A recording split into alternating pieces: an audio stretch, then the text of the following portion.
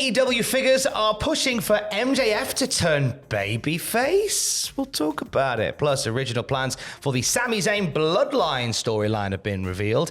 And multiple top stars are missing out on SmackDown tonight. We'll tell you why in the wrestling news right now. I mean, not that bit right now. This bit now. Right now? Now. We're talking about MJF. Oh, okay. We'll do that bit in a bit. Oh, right. Retention. Oh. Maxwell Jacob Freeman.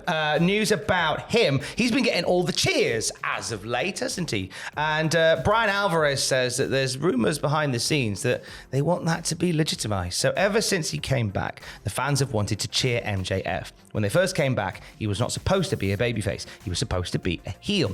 And they cheered and they cheered and they cheered. Then for several weeks, they started doing the deal where he would come out before the show and bury the crowd to try and make sure that he was booed during the show, because they wanted him to be a heel. Now they are no longer doing that. Now they are just going to go with it at this moment. What I can tell you is there are people within AEW that strongly believe that they should go with him as a babyface right now. They feel that he could be a massive babyface star for AEW. There are people who believe he could be a generational babyface. That was not the intention when he came back, but things happen. Andrew, no. No. Thoughts? No. It doesn't feel quite right, does it? If he's like a full-blown babyface, that almost feels like completely against the character of MJF. One may draw comparisons with a young man called Ice Dagger Steve Williams and how he was essentially a baddie all the way through. Yeah. But, you know, the crowd just didn't stop cheering for Chili McFreeze. So therefore he became a babyface but didn't change his shtick. I don't know whether that... It's the same kind of problem that you've got as a champagne problem, that you've got a guy who people really want to love. Yeah. But I think his best work is as a heel, personally. Well, I think you've hit the nail on the head there. When you've got someone like Steve Austin, I think it can work that way. He doesn't necessarily need to be a babyface, does he? As we were talking about yesterday, I think he can still toe the line, and we've seen that too when he comes out and he tries to trash the city that he's in, and then they're still cheering him anyway. I think it can absolutely still work like that. I don't think he needs to be a full-blown babyface, because as I said, I think that takes away from his character a little bit there. So I reckon just keep him as he is. If it's not broke, don't fix it. I was gonna say if it's broke, don't fix it anyway. But if it's not broke, don't fix it. Eh? And I don't think there's anything you're right. There's nothing to fix with MJF at the moment. I think that, and also there is a wonderful long con that is coming with MJF, and I'm very excited to see the payoff for this. Like, I want MJF to lean into the babyface stuff for a bit, because again, if they want him as a babyface, then they can have some fun with it over the next couple of weeks and have him act very babyface-ish. Yeah. But we know at Full Gear something just dastardly is going to happen. Something's going to go down, especially against Jon Moxley, which is someone else the crowd are really behind as well. We recorded the Cultaholic podcast yesterday. It's going out tonight. Jack's off, so it's me. Weekend ruined. And one of the things that Ross said, I'll give you a little insight into it, and then the rest you'll have to listen to for yourself. Regal turns on the Combat Club.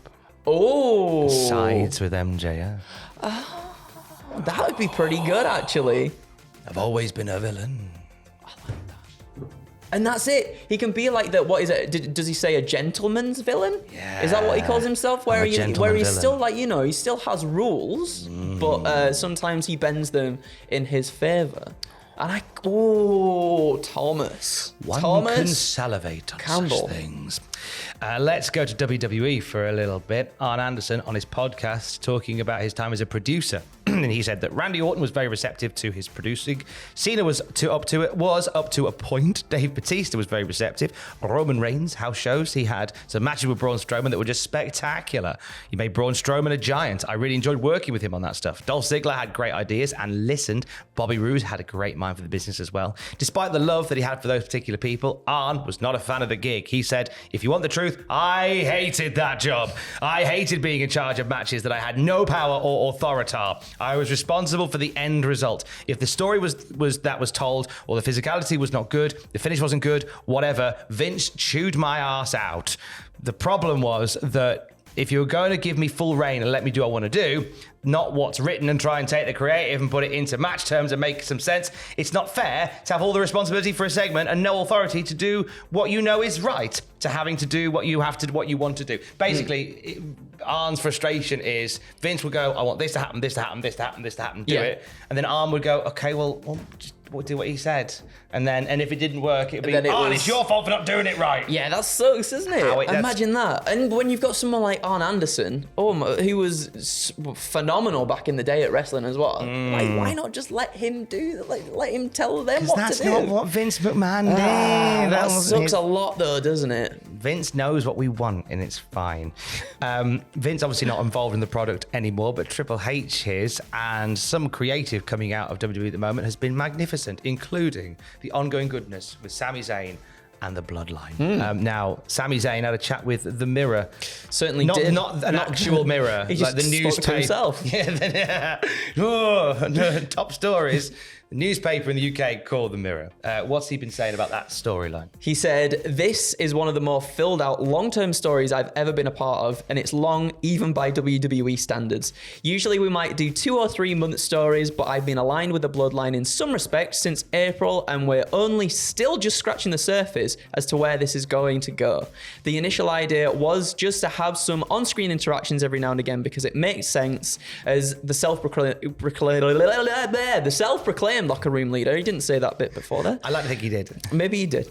The self-proclaimed locker room leader. There we go. We'll get there. I should have a good rapport with the head of the table. So we were kind of cooking up that idea. I'm past the point of trying to predict what the end game is, but I think at this point we have such a level of investment that whatever happens, I think fans are going to just be there and along for the ride. It's been really a lot of fun, and seeing how much the fans have been loving it really has been rewarding. And there's something in there, Tom. It sounds like they don't know how this is going to end just yet. There's still, and that does make it feel like we are absolutely playing the long game with this. It does feel like we're in the long game, aren't we? If they don't know necessarily what exactly the end is going to be, that's quite exciting. I mean, I'm glad that you said that, because for impartiality, I will say it's terrifying, because history says when wrestling bookers, writers, pencils, the such don't know the ending of something, that's when it goes wrong. There was not an out for the NWO angle in WCW. Yeah. There's been so many great angles that haven't had a set out, and boy, can you tell. I kind of hope that if Sammy might just be saying that just to throw us off the set, and that's cool. I like that, because he's not going to go in this interview and go, yeah, and then at WrestleMania I'm going to hoof him.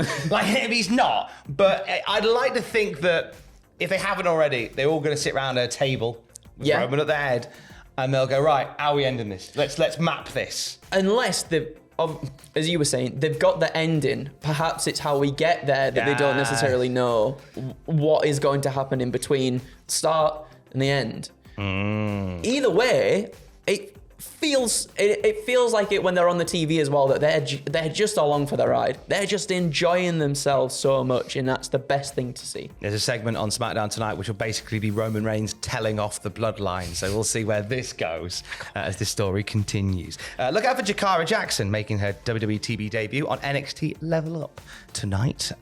She, formerly Jakara Jarrett, was a former Titan Games competitor. She had her tryout in Vegas in 2021.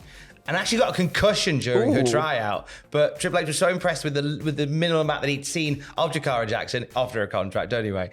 And this is her debut, like a long journey back for her. We wish her well. Absolutely. I think worth pointing out, she could be brilliant. We'll see what happens. That's tonight, though. But tonight on SmackDown, we're missing some key guys, aren't we? We are. PW Insider reporting that Sheamus was taken out by Imperium last week. Obviously, you know, the arm was in the chair. Smacky. Goodbye, Sheamus. Bye. But he's off to get married, though. That's the reason why they writ him off, Tom. Ah, beautiful. Congratulations to Sheamus and Isabella Revelia? I think it's Revelia, who will tie the knot this weekend. And that also means that Drew McIntyre will be at the wedding too, which is why he's not advertised for WWE show in Glasgow at the weekend. Might miss out on SmackDown tonight as well. We'll wait and see on that one. But apparently not advertised for the Glasgow show either, because he's going to be part of the wedding ceremony. And it's going to be a banger.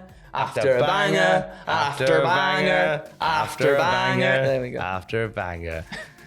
We'll see how that will. Best of luck to Sheamus. Congratulations on your impending nuptials. Have a lovely time. I hope you come back to your own theme music when you come to do your vows. Oh yeah, That'd be nice, that would be really nice. That would be lovely. More wrestling news throughout the day at cultaholic.com. Keys. Love you, bye.